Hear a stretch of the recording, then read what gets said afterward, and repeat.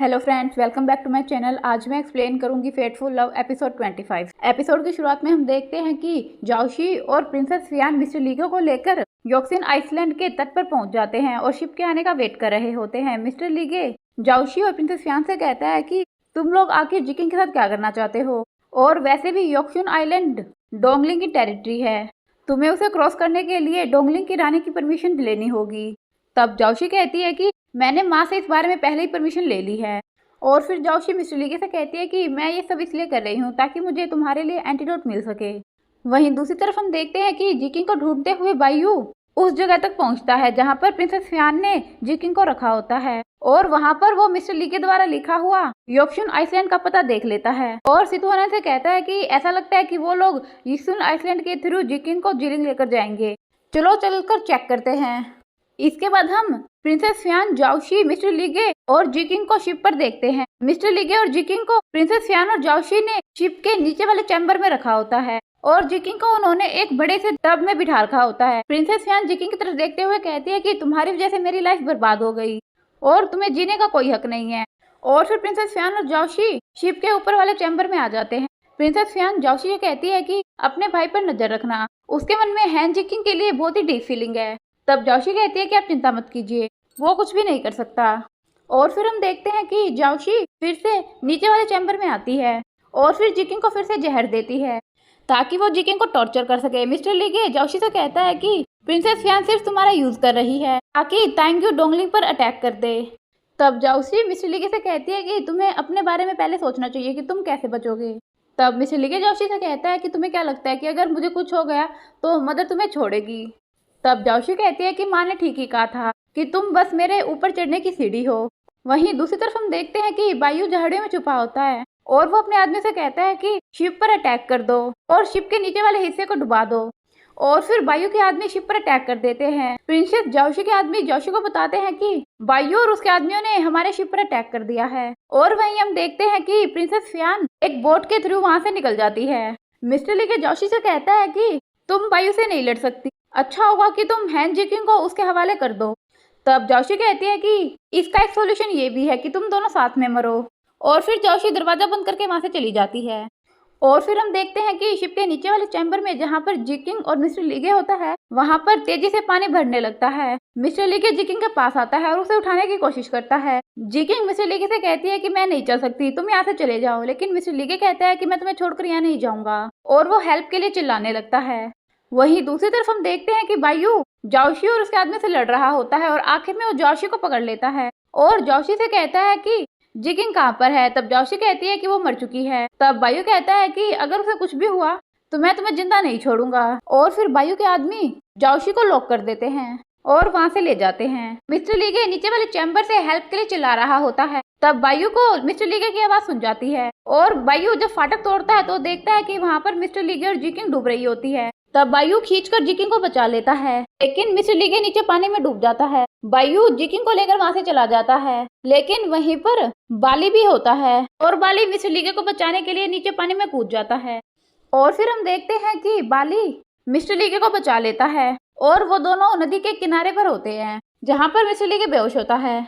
अब इसके बाद हम दूसरी तरफ जिलिंग में प्रिंसेस फियान और चूतांगे को देखते हैं। चूतांगे प्रिंसेस फियान से कहता है कि इतना सब कुछ करने के बाद तुम्हारी यहाँ आने की हिम्मत भी कैसे हुई। तब प्रिंसेस फियान कहती है कि मैंने सोचा नहीं था कि बायू हमें इतनी जल्दी पकड़ लेगा, लेकिन उसके पास मेरे खिलाफ कोई एविडेंस नहीं है, उसके वहां पर आने से पहले ही मैं वहां से निकल गई थी। तब चूतांगे कहता है कि तुमने अपनी जिद में सब कुछ खो दिया, लेकिन बायू अगर कोई प्रॉब्लम क्रिएट करेगा तो मैं सबको बता दूंगा कि जिकिंग एक आइसलैंडर है और फिर नंजाओ का राजा जिकिंग को नहीं छोड़ेगा। वहीं दूसरी तरफ हम देखते हैं कि बायू जिकिंग को लेकर एक डॉक्टर के पास पहुंचता है और फिर डॉक्टर जिकिंग को चेक करता है और कहता है कि जिकिंग के सभी घाव ठीक हो जाएंगे, लेकिन उसके चेहरे पर जो टैटू है उसे छुपाना बहुत ही मुश्किल है, लेकिन मैं अपनी तरफ से पूरी कोशिश करूंगा। और फिर सभी लोग वहां से चले जाते हैं। बायू जिकिंग से कहता है कि मुझे पता है कि तुम एक आइसलैंडर हो, लेकिन तुम चाहे कैसे भी दिखो तुम हमेशा मेरी पत्नी रहोगी।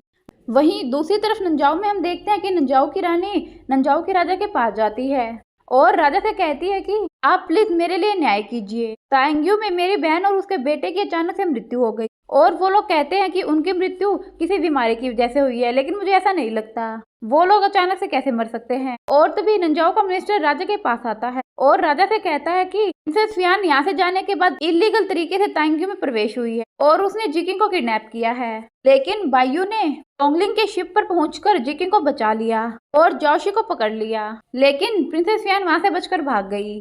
तब रानी ये सुनकर कहती है कि मुझे तो पहले ही शक था। जब प्रिंसेस फियान जल्दी से जिलिंग गई थी, मुझे पता था कि वो जरूर कुछ ना कुछ करने वाली है।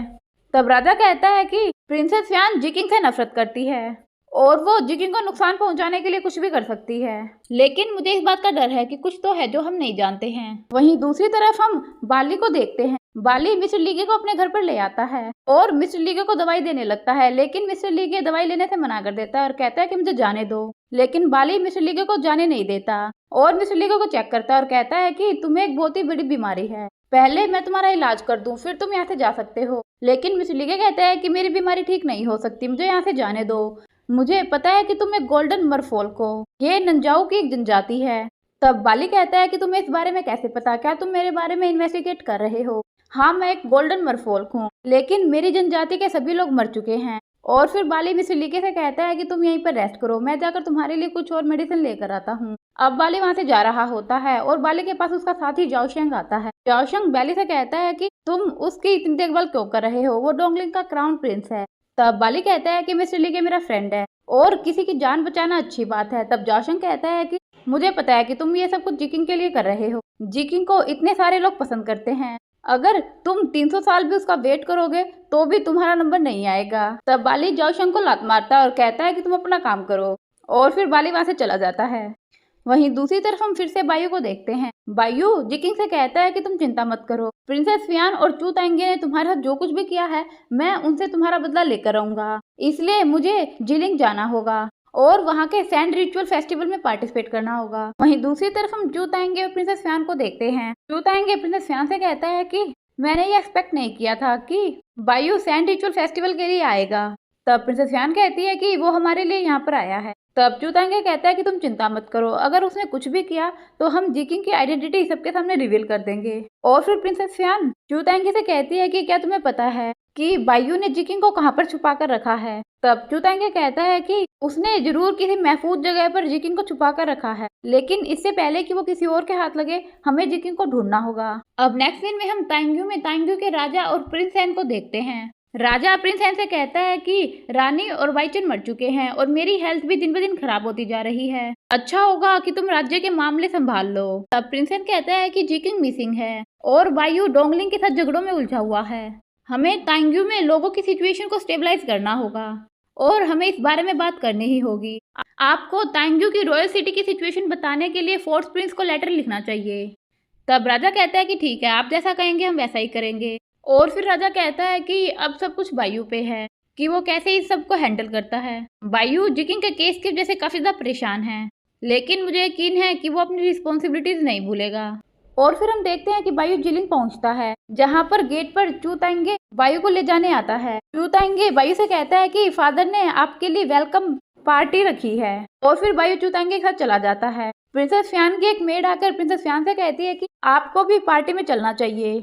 तब प्रिंसेस फियान अपनी मेड से कहते हैं कि मुझे पता है कि बायू यहाँ पर मुझसे मिलने आया है, लेकिन मैं उसके सामने नहीं जाऊंगी, सभी से कह देना कि मेरी तबीयत ठीक नहीं है, इसलिए मैं पार्टी में नहीं आऊंगी। अब नेक्स्ट सीन में हम देखते हैं कि जिलिंग के राजा के सामने हॉल में पार्टी चल रही होती है, जहाँ पर जिलिंग का राजा, रानी चू तांगे, बायू, सीतू हनन और तायन की प्रिंसेस चिन और उसका फादर आया होता है। सीतू हनन और प्रिंसेस चिन आपस में एक दूसरे को देखते हैं और फिर जिलिंग का राजा तायन के राजा से कहता है कि मुझे पता है कि तायन की प्रिंसेस बहुत अच्छा डांस करती है, क्यों ना आज वो यहाँ पर डांस कर दिखाए। तब प्रिंसेस चिन सभी के सामने डांस करती है और सभी लोग उसकी तारीफ करते हैं।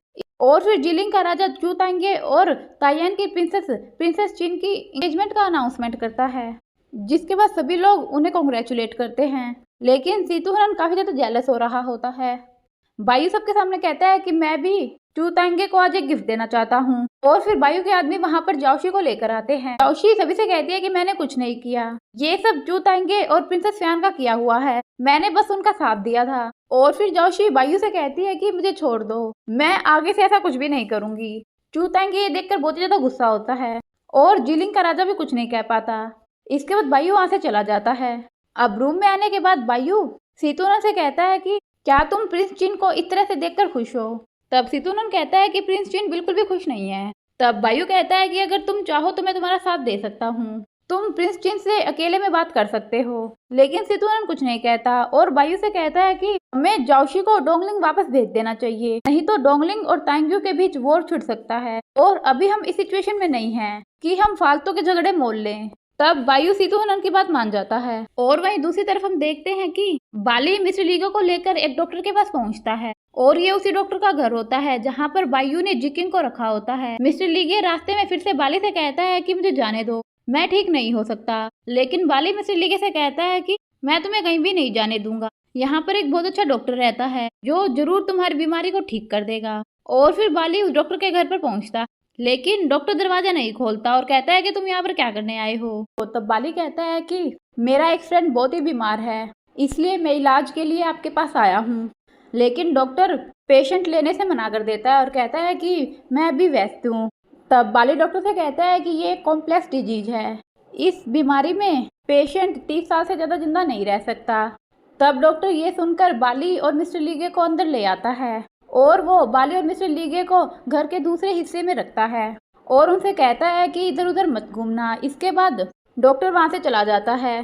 डॉक्टर के वहाँ से जाने के बाद बाली मिस्टर लीगे से कहता है कि ये बहुत ही अच्छा डॉक्टर है, इस डॉक्टर ने बहुत ही कॉम्प्लेक्स बीमारियों को ठीक किया है, ये जरूर तुम्हारी बीमारी को ठीक कर देगा। लेकिन मिस्टर लीगे कहता है कि मेरी बीमारी ठीक नहीं हो सकती, मुझे यहाँ से जाने दो। लेकिन बाली मिस्टर लीगे को नहीं जाने देता और फिर बाली मिस्टर लीगे से कहता है कि चलो मैं तुम्हारे लिए कुछ खाने के लिए लेकर आता हूँ, और ये कहकर बाली वहाँ से चला जाता है। वहीं दूसरी तरफ हम देखते हैं कि डॉक्टर जिकिंग के पास जाता है और उसको चेक करता है और सभी से कहता है कि जिकिंग अब ठीक हो रही है, लेकिन मुझे समझ में नहीं आ रहा कि मैं जिकिंग के फेस के टैटू को कैसे छुपाऊं। अब इसके बाद रात में हम देखते हैं कि बाली सो रहा होता है। तब मिस्टर लीगे वहाँ से भागने की कोशिश करता है और जब वो दरवाजा खोलता है तो देखता है कि जिकिंग वहाँ पर होती है। तब मिस्टर लीगे जिकिंग के पास जाता है और जिकिंग को देखकर कहता है कि मैंने सोचा नहीं था कि मैं दोबारा तुमसे मिलूंगा। और तभी वहाँ पर एक गार्ड आ जाता है जो कि मिस्टर लीगे को देख लेता है और मिस्टर लीगे को तलवार दिखाते हुए कहता है कि तुम कौन हो। जिकिंग की मेट 10 उस गार्ड को रोकती है और कहती है कि ये डोंगलिंग का क्राउन प्रिंस है। वहाँ पर आवाज सुनकर डॉक्टर अंदर आता है और मिस्टर लीगे से कहता है कि तुम यहाँ पर क्या कर रहे हो। मिस्टर लीगे जिकिंग की तबीयत के बारे में पूछता है। तब डॉक्टर कहता है कि क्या तुम इन्हें जानते हो? तब मिस्टर लीगे कहता है कि हाँ। तब डॉक्टर बताता है कि ये ठीक है। फिर मिस्टर लीगे डॉक्टर से पूछता है कि क्या आपने कोई तरीका सोचा है जिकिंग के फेस के टैटू को छुपाने के लिए? तब डॉक्टर बताता है कि जिकिंग के फेस के टैटू को छुपाने के लिए हमें किसी जिंदा व्यक्ति की स्किन चाहिए। तब मिस्टर लीगे कहता है कि आप मेरी स्किन ले लीजिए, लेकिन डॉक्टर ऐसा करने से मना करता है। कहता है कि तुम पहले ही बहुत बीमार हो और ये प्रोसेस बहुत ही ज्यादा पेनफुल है, मैं ऐसा नहीं कर सकता। लेकिन मिस्टर लीगे कहता है कि मैं जल्दी ही मरने वाला हूँ, अगर मेरी स्किन जिकिंग के किसी काम आ सके तो ये मेरे लिए बहुत ही अच्छी बात होगी। लेकिन डॉक्टर फिर भी ऐसा करने से मना करता है। तब मिस्टर लीगे तलवार अपने ऊपर रखता है और कहता है कि अगर आपने मेरी बात नहीं मानी तो मैं अपनी जान दे दूंगा। तब डॉक्टर को ना चाहते हुए भी मिस्टर लीगे की बात माननी पड़ती है और तभी वहाँ पर बाली भी आ जाता है। इसके बाद हम देखते हैं कि डॉक्टर मिस्टर लीगे की स्किन उतारने की प्रोसेस शुरू करता है, जिसमें मिस्टर लीगे को बहुत ही दर्द होता है। बाली मिस्टर लीगे से कहता है कि तुम ऐसा मत करो, जिकिंग को जब ये पता चलेगा तो उसे बहुत ही गिल्टी फील होगा, तुम वैसे भी बहुत ही वीक हो। तब मिस्टर लीगे कहता है कि ये मेरी आखिरी इच्छा है और मैं चाहता हूँ कि आप दोनों इस बारे में जिकिंग को ना बताएं, और अब मेरा यहाँ रहने का कोई मतलब नहीं है, इसलिए ये सब होने के बाद मैं यहाँ से चला जाऊंगा। इसके बाद मिस्टर लीगे बाली से कहता है कि तुम मुझसे एक और प्रॉमिस करो। तब बाली कहता है कि क्या? तब मिस्टर लीगे कहता है कि मेरा गुचिन प्रिंसेस फियान के पास है, इसलिए जब भी तुम्हें मौका मिले तो तुम उस गुचिन को वहां से लेकर आओगे और तुम उस गुचिन को जिकिंग को दे देना।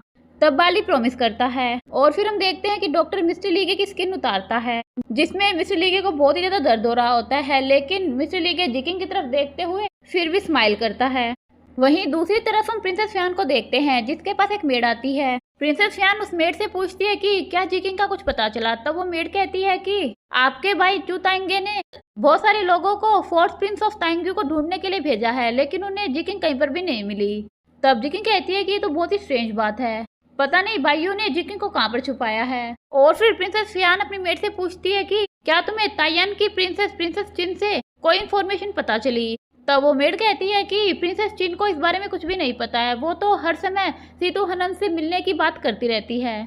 तब प्रिंसेस फियान कहती है कि प्रिंसेस चिन की शादी जीलिंग में होने वाली है और वो दूसरे आदमी के बारे में सोच रही है। वो लड़की बिल्कुल भी जीलिंग की प्रिंसेस बनने के योग्य नहीं है। और फिर अपनी मेड से कहती है कि प्रिंसेस चिन पर नजर रखना और कोई भी इन्फॉर्मेशन हो तो मुझे आकर बताना। वहीं दूसरी तरफ हम बायू, शैडो और सीतू हनन को देखते हैं। शैडो बायू को बताता है कि आपने ठीक कहा था, प्रिंसेस चिन के हर एक्शन पर नजर रखी जा रही है और उनकी हर बात प्रिंसेस फियान को रिपोर्ट की जा रही है।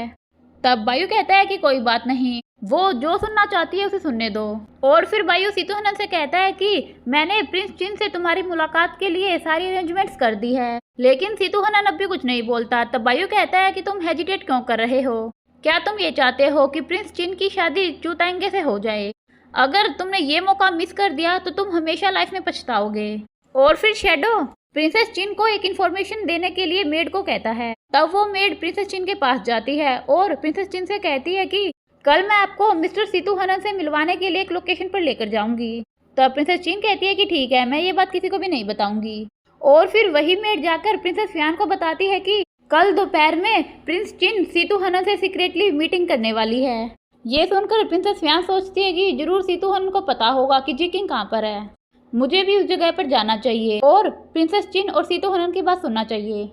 अब नेक्स्ट सीन में हम बायू और सीतू हनन को देखते हैं। बायू शैडो से कहता है कि मुझे जी किंग की काफ़ी चिंता हो रही है, इसलिए तुम जी किंग के पास चले जाओ। तब शैडो कहता है कि लेकिन यहाँ पर क्या होगा? तब बायू कहता है कि तुम चिंता मत करो, मैंने अपना प्लान बना लिया है। और ये सब कुछ ऊपर से प्रिंसेस फियान सुन रही होती है। और फिर हम देखते हैं कि सीतू हनन मेड के साथ प्रिंसेस चिन से मिलने के लिए चला जाता है। मेड सीतू हनन को एक गुफा में लेकर आती है और सीतू हनन को गुफा के अंदर छोड़कर वापस आ जाती है। वहीं हम देखते हैं कि बाहर प्रिंसेस फियान भी होती है, जो कि सीतू हनन और प्रिंसेस चिन की बातें सुनने के लिए गुफा के अंदर जाती है। अब नेक्स्ट मॉर्निंग हम देखते हैं कि जी किंग को होश आ जाता है।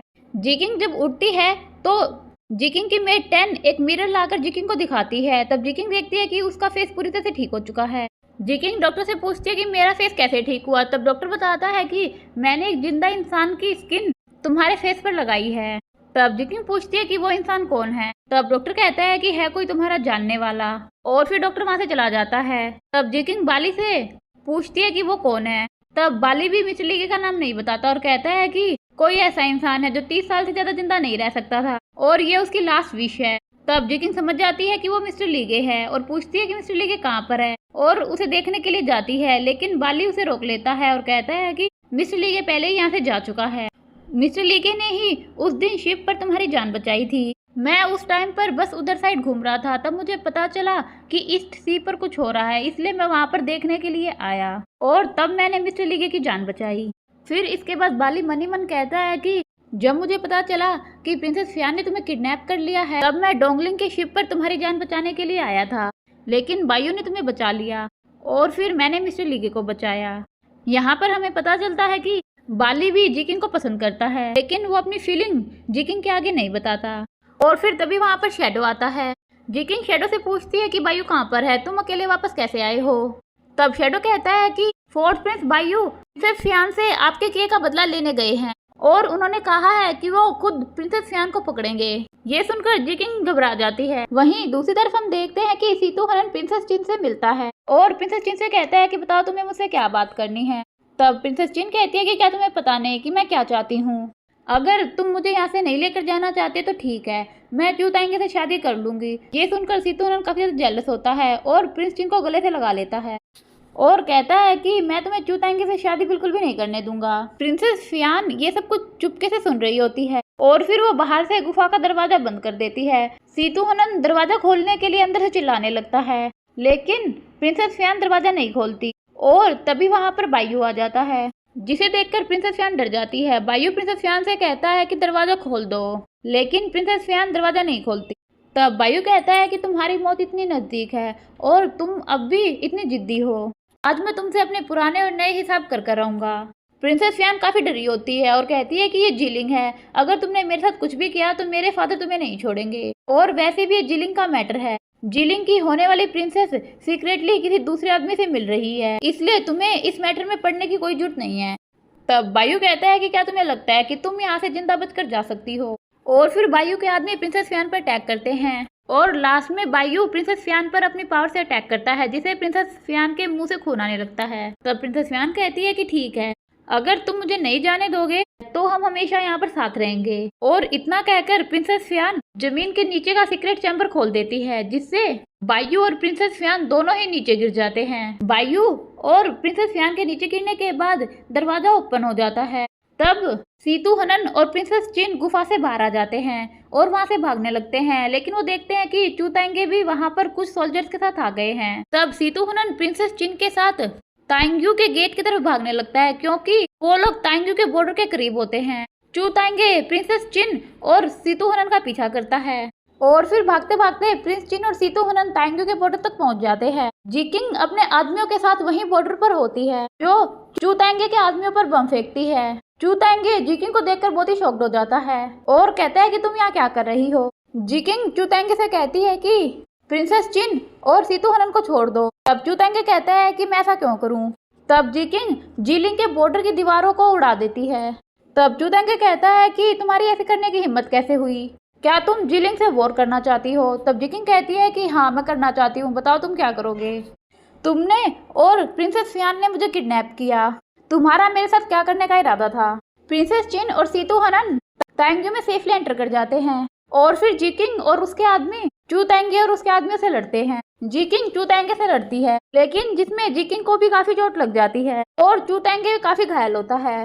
तब लास्ट में जीकिंग फिर से जीलिंग के बॉर्डर की वॉल्स को उड़ाने लगती है। चूताएंगे बहुत ही ज्यादा डर जाता है और कहता है कि ऐसा मत करो। तब जीकिंग कहती है कि मुझे प्रिंसेस फियान से मिलने दो, नहीं तो मैं जीलिंग के बॉर्डर की वॉल्स को उड़ा दूंगी।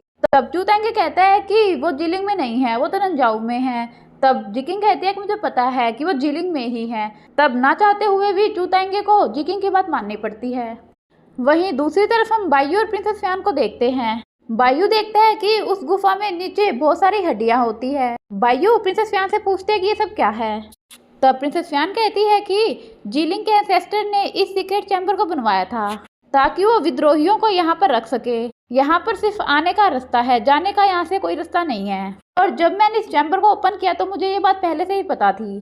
और इतना कहकर प्रिंसेस फियान हंसने लगती है। वही दूसरी तरफ हम देखते हैं कि जीकिंग उस गुफा के बाहर पहुंच जाती है जहाँ पर प्रिंसेस फियान और बायू होते हैं। जीकिंग गुफा का दरवाजा खोलने की कोशिश करती है, लेकिन दरवाजा नहीं खुलता। तब जीकिंग अपने आदमी से कहती है कि गुफा के दरवाजे को बम से उड़ा दो। तब जीकिंग के आदमी गुफा के दरवाजे को बम से उड़ा देते हैं। तब प्रिंसेस फियान गुफा से बाहर आती है। प्रिंसेस फियान जीकिंग को देखकर कहती है कि तुम यहाँ पर क्या कर रही हो और तुम्हारे फेस का टैटू कहाँ पर गया, तुम एक आइसलैंडर हो, मैं तुम्हें जिंदा नहीं छोड़ूंगी। और तभी पीछे से वहाँ पर बायू आ जाता है और प्रिंसेस फियान को लात मारकर गिरा देता है। जीकिंग बायू के पास जाकर बायू से पूछती है कि क्या तुम ठीक हो। और तभी प्रिंसेस फियान बायू से कहती है कि जीकिंग एक आइसलैंडर है, इसके चेहरे पे टैटू है। तब जीकिंग कहती है कि कौन सा टैटू। तब प्रिंसेस फियान कहती है कि मैंने अपनी आंखों से उस टैटू को देखा था। तब जीकिंग कहती है कि तुमने मेरे टैटू को कब देखा। तब प्रिंसेस फियान कहती है कि जब मैंने तुम्हें किडनैप किया था तब मैंने उस टैटू को देखा था। और तभी पीछे से चूताएंगे आ जाता है और प्रिंसेस फियान को चुप कराता है और प्रिंसेस फियान से कहता है कि तुम हमेशा प्रॉब्लम क्रिएट करती रहती हो। और फिर बायू चूताएंगे से कहता है कि प्रिंसेस फियान ने अब खुद एडमिट किया है कि उसने जीकिंग को किडनैप किया था, तुम इस मैटर को कैसे डील करोगे। तब चूताएंगे कहता है कि ठीक है, मैं मानता हूँ कि मैंने और प्रिंसेस फियान ने जीकिंग को किडनैप किया था, लेकिन तुम मेरा कुछ भी नहीं कर सकते क्योंकि हमारे पास जीकिंग का बहुत बड़ा सीक्रेट है। तब बायू चूताएंगे से कहता है कि मुझे भी बताओ कि तुम्हारे पास जीकिंग का कौन सा सीक्रेट है। तब चूताएंगे कहता है कि मुझे पता है कि जीकिंग एक आइसलैंडर है और वो सभी जहरों से प्रतिरक्षित है। तब बायू कहता है कि क्या तुम्हारे पास इस बात का कोई एविडेंस है। चूताएंगे के पास इस बात का कोई एविडेंस नहीं होता, इसलिए वो चुप रहता है।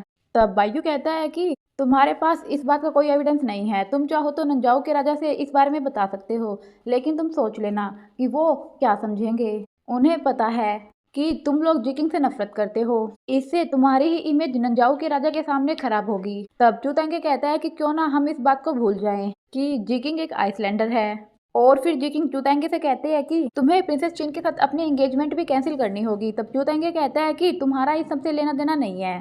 तब बायू चूताएंगे से कहता है कि अगर तुमने ऐसा नहीं किया तो फिर तुम चाहे नंजाओ के राजा से जीकिंग की आइसलैंडर वाली बात बता सकते हो, लेकिन हम भी नंजाओ के राजा से बता देंगे कि प्रिंसेस फियान ने जीकिंग का किडनैप किया था, और उसके बाद नंजाओ का राजा तुम्हारी बहन के साथ क्या करेगा वो तुम ही सोच लो।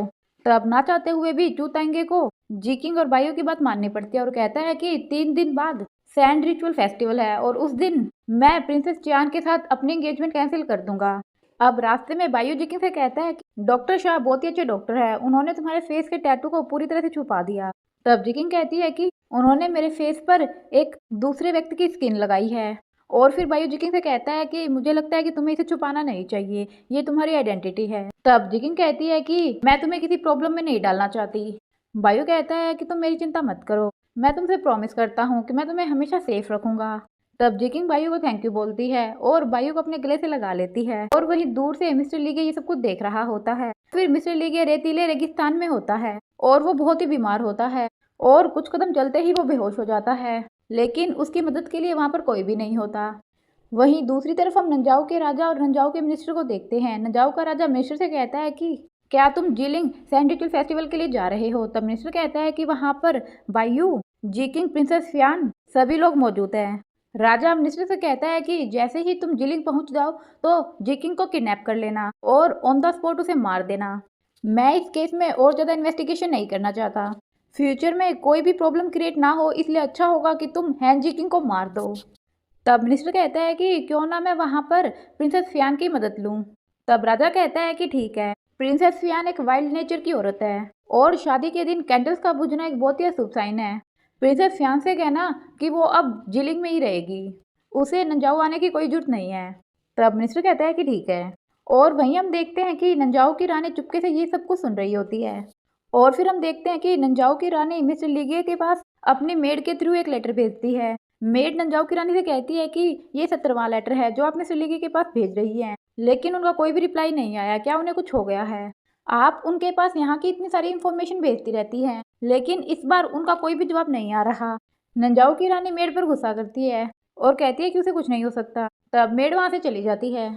वहीं दूसरी तरफ हम एक लड़की को देखते हैं जो कि मिस्टर लीगे को अपने ऊँट पर बिठाकर लेकर जा रही होती है और मिस्टर लीगे से कह रही होती है कि मैं तुम्हें मरने नहीं दूंगी, मेरे कबीले के लोग मेडिसिन की प्रैक्टिस करते हैं, वो जरूर तुम्हारा इलाज कर देंगे।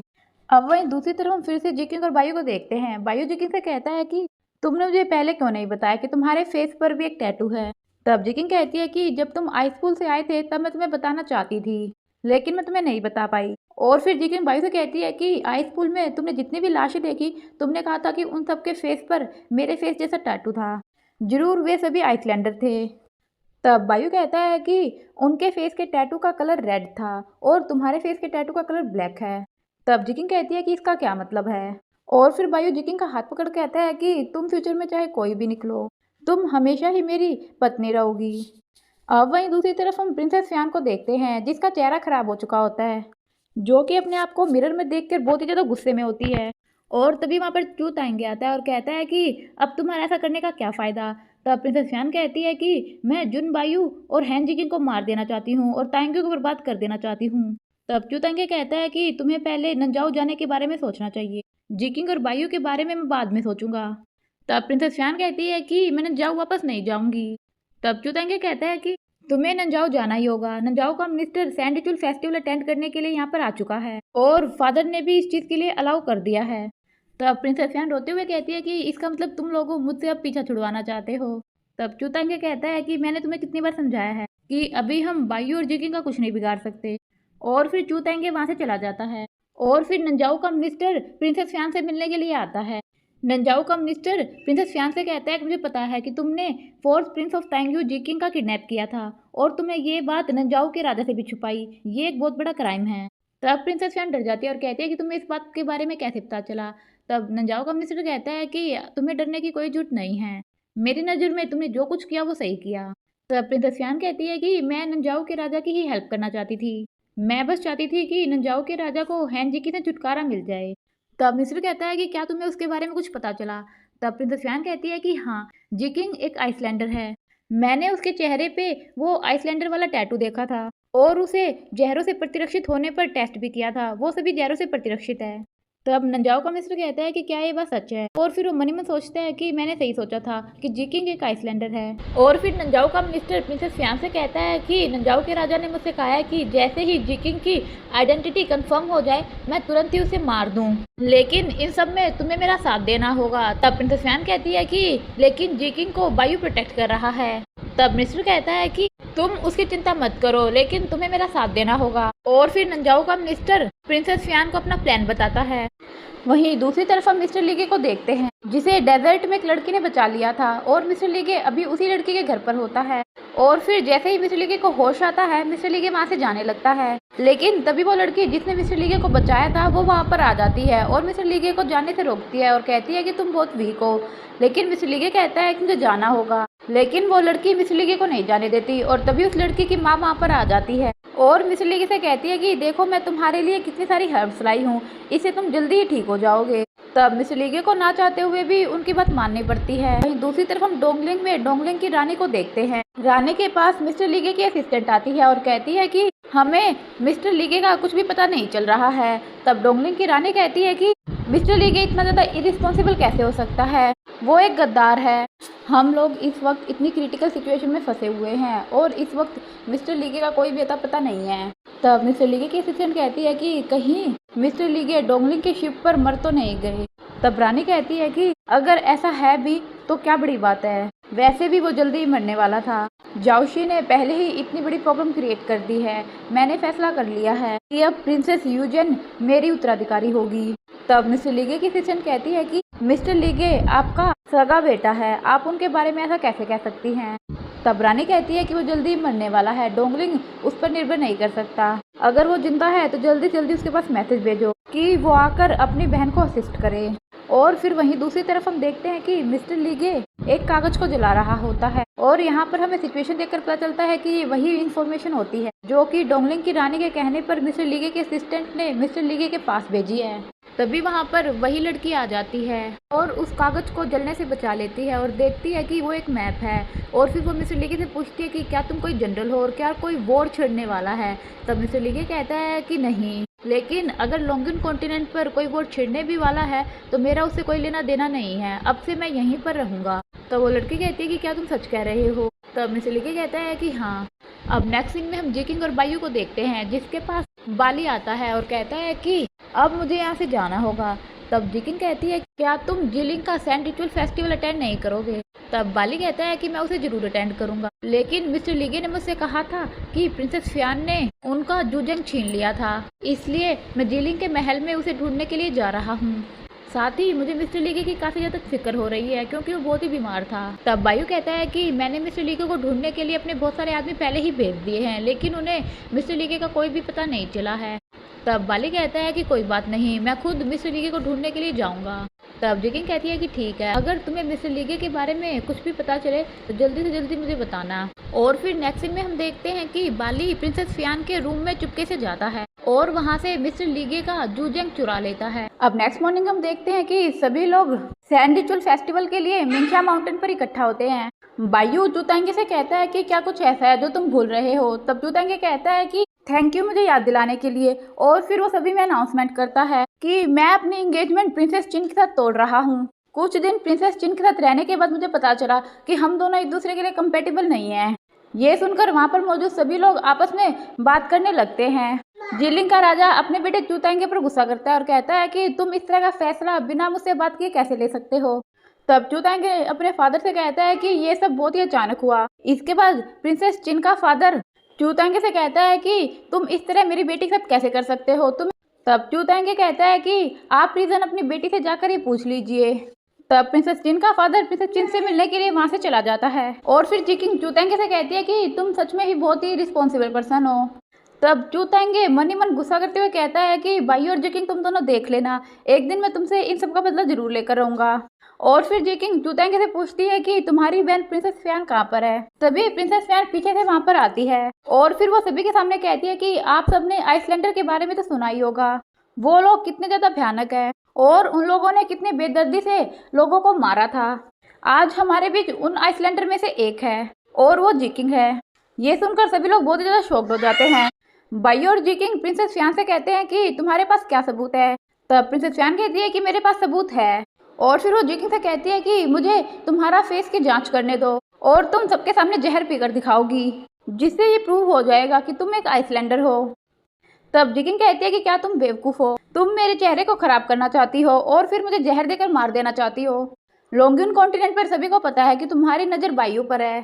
तब प्रिंसेस फियान जिकिंग से कहती है कि तुम प्रूव करो कि तुम एक आइसलैंडर नहीं हो।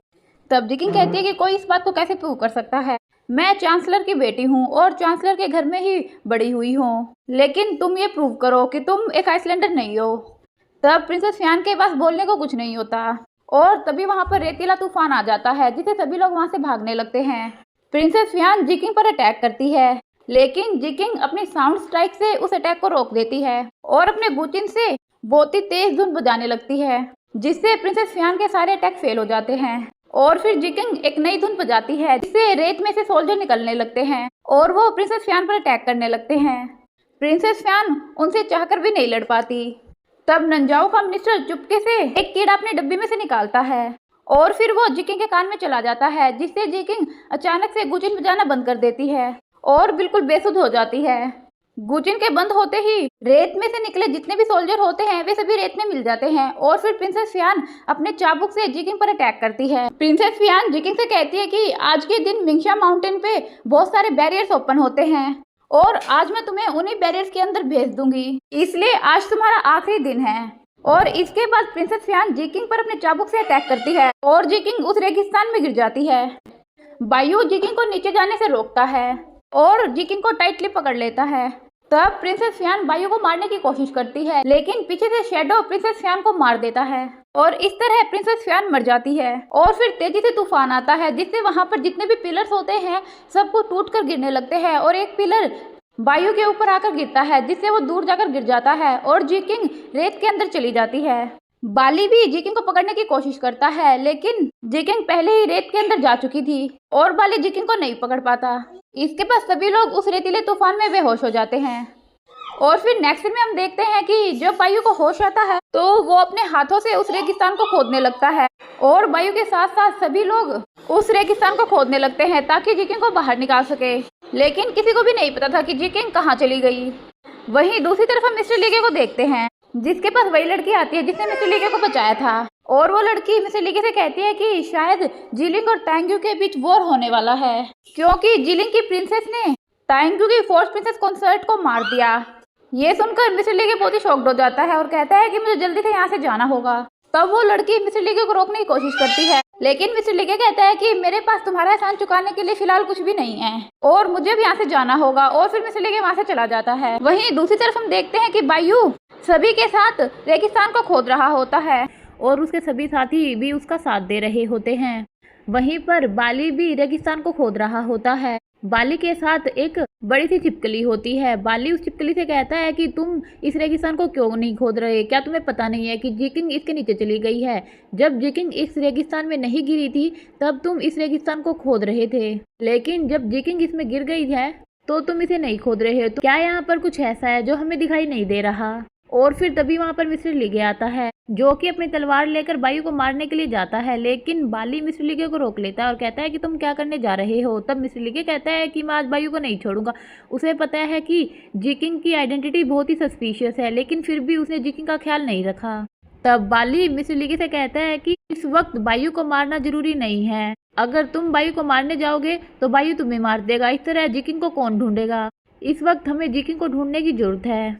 और फिर बाली मिस्टर लीगे से कहता है कि यहाँ पर जरूर कुछ गड़बड़ है। नंजाऊ के आर्चिव पैविलियन में मिंगशा माउंटेन के बारे में जरूर कोई ना कोई बुक होगी जिसमें मिंगशा माउंटेन का रहस्य जरूर लिखा होगा। हमें चलकर वहाँ पर इस बारे में ढूंढना चाहिए।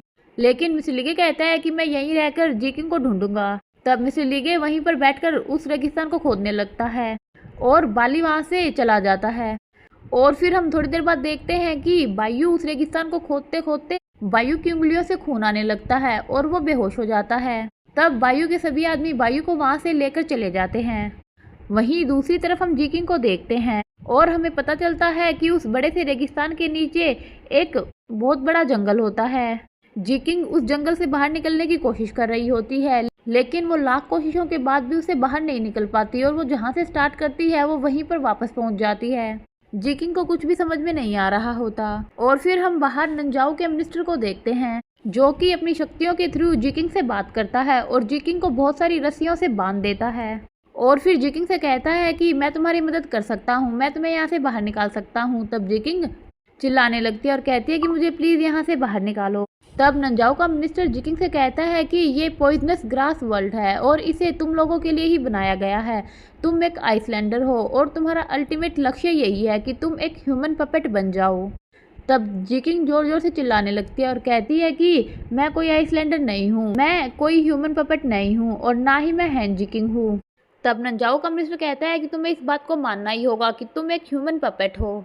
लेकिन जिकिंग जोर जोर से चिल्लाने लगती है कि मैं कोई आइसलैंडर नहीं हूँ, मैं सिर्फ मैं हूँ। तब नंजाओ के मिनिस्टर का जो जादू होता है वो टूट जाता है और जिकिंग भी रस्सियों से छूट जाती है। नंजाओ का मिनिस्टर अपने आप से कहता है कि ये लड़की बहुत ही जिद्दी है, इसे कंट्रोल करना बहुत ही मुश्किल है और अब तो मिंगशा माउंटेन के सभी बैरियर्स भी बंद हो चुके हैं। मुझे जिकिंग को कंट्रोल करने के लिए दूसरा प्लान बनाना होगा। अब नेक्स्ट सीन में हम बायू को देखते हैं जो कि बेहोश होता है और टेन बायू की देखभाल कर रही होती है। बायू बेहोशी में टेन का हाथ पकड़ लेता है और उसे जिकिंग कहकर पुकारने लगता है। तब टेन को भी बायू के लिए फीलिंग आने लगती है और वो बायू का हाथ पकड़कर अपने सीने से लगा लेती है।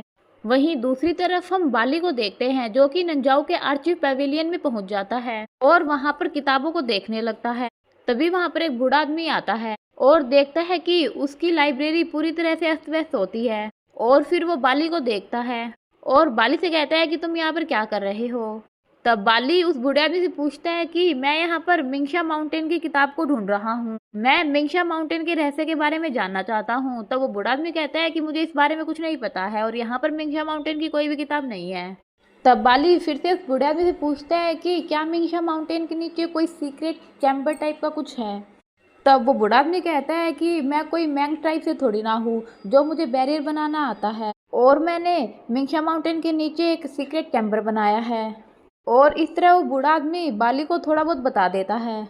बाली समझ जाता है कि उस बूढ़े आदमी को मिंगशा माउंटेन के बारे में पता है और तब बाली उस बूढ़े आदमी से कहता है कि मुझे पता था कि तुम मुझे मिंगशा माउंटेन के बारे में कुछ भी नहीं बताओगे, मैंने पहले ही आर्चिव पैवेलियन से मिंगशा माउंटेन की बुक ले ली है। और बाली थोड़ा सा उस बुक को दिखाते हुए वहां से भाग जाता है। बूढ़ा आदमी सोचता है कि क्या सच में इसने मिंगशा माउंटेन की बुक चुरा ली है और वो वहां पर मिंगशा माउंटेन की बुक को ढूंढने लगता है और फाइनली उसे वहां पर मिंगशा माउंटेन की बुक मिल जाती है और वो खुद से ही कहता है कि मुझे पता था कि बाली मुझसे झूठ बोल रहा है। लेकिन तभी वहां पर बाली आ जाता है और उस बूढ़े आदमी से वो मिंगशा माउंटेन की किताब लेकर वहां से भागने लगता है। लेकिन जैसे ही बाली वहां से बाहर भागता है वो बूढ़ा आदमी एक जहर बाली पर फेंक देता है जिससे बाली की बाजू में तेज दर्द होने लगता है। लेकिन बाली उस किताब को वहां से लेकर भाग जाता है और फिर बाली एक जगह रुककर उस किताब को पढ़ता है और खुद से कहता है कि मुझे पता था कि जरूर मिंगशा माउंटेन के नीचे कोई ना कोई सीक्रेट चैम्बर है। वहीं दूसरी तरफ हम बायू को देखते हैं जिसे होश आ जाता है और वो होश आते ही सभी से कहता है कि मुझे मिंगशा माउंटेन पर जाना है और मुझे वहां पर जिकिंग को ढूंढना ही होगा। तब सभी लोग बायू को रोकने लगते हैं और फिर तभी वहां पर बाली आ जाता है और वो सभी को बताता है कि मुझे मिंगशा माउंटेन के बारे में पता चल गया है, वहां पर एक बैरियर सेट किया गया है, उस रेत के नीचे एक सीक्रेट चैम्बर बनाया गया है जो कि एक जहरीली घास का मैदान है जिसे आइसलैंडर को पकड़ने के लिए बनाया गया था। जीलिंग के फेस्टिवल के दिन मिंगशा माउंटेन पर काफी सारे बैरियर्स ओपन हुए थे और प्रिंसेस फियान ने जिकिंग को जानबूझकर एक बैरियर में फेंक दिया और जिकिंग उस जहरीले घास के मैदान के अंदर चली गई है। हमें किसी भी तरह उन बैरियर्स को खोलना होगा और जिकिंग को वहां से बाहर निकालना होगा। तब बायू बाली से पूछते हैं कि क्या उन बैरियर्स को खोलने का कोई तरीका है। तब बाली कहता है कि किताब में इस बारे में कुछ नहीं लिखा है, इस किताब में सिर्फ इस बारे में लिखा है कि उन बैरियर्स को मैंग ट्राइब ने बनाया था। और फिर बायू का आदमी फिजिशियन गू बायू से कहता है कि मैंग ट्राइब नंजाओ की एक जनजाति है जो कि बैरियर बनाने में बहुत ही ज्यादा स्किल्ड है, लेकिन वो लोग बाहरी दुनिया से कोई कांटेक्ट नहीं रखते, यहाँ तक कि अगर नंजाओ का राजा भी उन्हें बुलाए तब भी वो नहीं आते। और फिर बायू शैडो से कहता है कि किसी भी तरह मैंग ट्राइब के हेड को यहाँ पर बुलाकर लेकर आओ।